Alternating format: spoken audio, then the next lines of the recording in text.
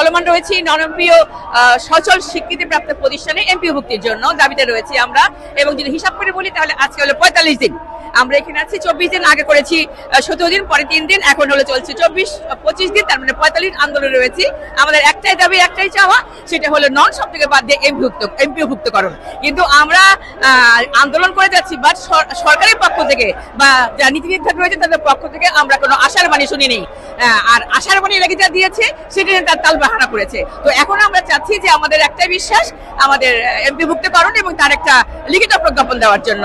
তো আপনাদের দাবি যদি আজকে না মানা হয় তাহলে আপনারা কি পদক্ষেপ নেবেন?